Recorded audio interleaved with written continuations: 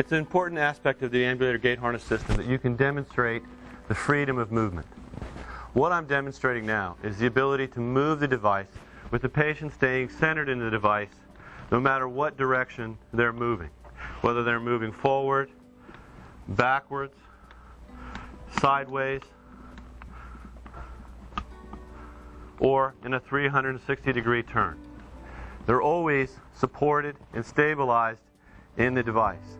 If they collapse, it catches them. If they sit and rest, it also supports them, which minimizes the amount of times you have to transfer from a sitting to a standing position, so that most of my time then can be designed therapeutically. I can consider getting people up for longer periods of time to work on activities such as endurance. By working with them in these positions, if they do collapse, the ambulator completely supports them. As you can see, I'm not supporting myself with my arms, and the ambulator is supporting me.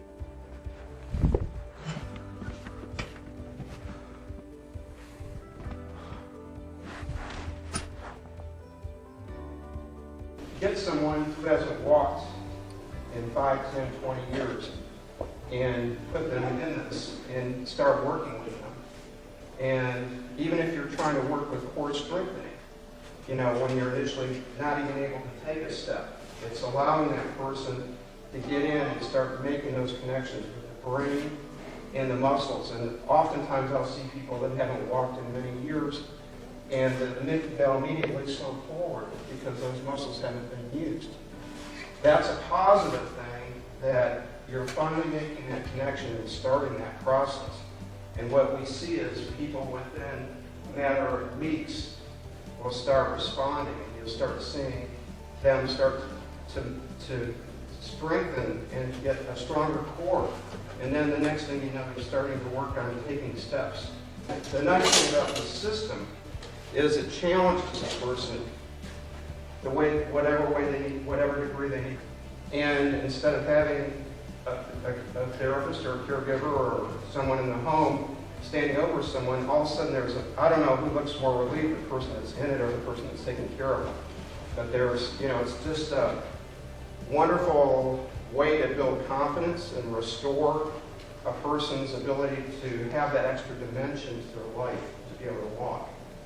And, you know, you don't realize how important walking is until you can't do it.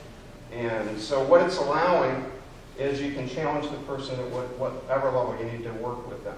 And the progress is beyond words. We've had family members say that's been one of the best things that's happened to their family members since their injury, because it's given them that part of their life back to where they can go. They can take this outdoors. They can go into shopping malls in the wintertime. It's very functional. And the kind of outcomes you're trying to accomplish, it's allowing you to position the person where you're getting the weight in the feet. And that's what makes it different, because you're being positioned in the frame where you're challenging the person. They're not hanging or being supported from anything. They're doing their own work. And it's that reinforcement of pattern that is very powerful. If you can get that repetition, how often are you limited in your therapy environment where you have a limited amount of time to work with someone? So if I'm walking forward or backward, I stay centered right in the frame, but I can sit and I can rest comfortably. It's padded.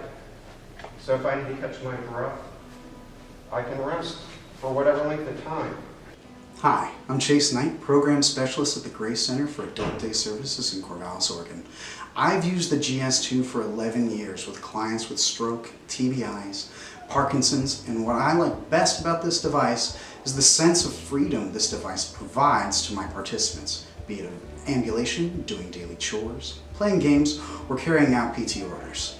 The GS2 has given a sense of security and quelled fears of falling in many of our participants. Many participants who believed they would be wheelchair-bound forever could get up and move about, rekindling self-confidence and strengthening their legs, making it easier for caregivers to assist their loved ones or clients. Knowing that I'm gonna be safe is number one. Was a big relief to me because I was in the harness. If I were to fall, which I have done many times, I was safe. If I want to go over there and I have the second step and I can go over there, I mean, hey, that to go across the room is going to motivate me to go back across the room and to do more and more. That each has their own specific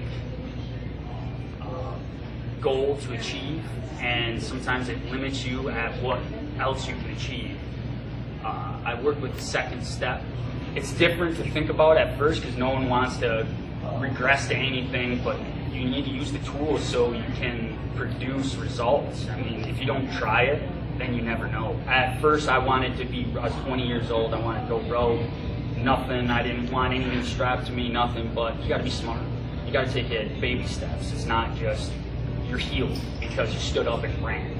I work with the second step more than once with more than one clinic, and each time it enabled me to push my boundaries at not just front to back, side to side type atmosphere, but to get me back out in everyday living like life would be, you know, not just left and right turns, back and forward.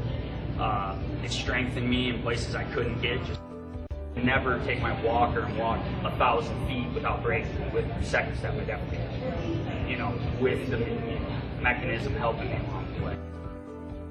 And you do feel great after standing up, after sitting down for X amount of time. Use the tools so you can produce results. I mean, if you don't try it, then you never know. Anyone can just go out there and willy-nilly it, but I actually have gait, steps, and I'm not in pain. Second step, and it was different. You had like more freedom. You're not just straight. You can move side to side, which made it nice. And it makes it nice. You learn how to walk and control more.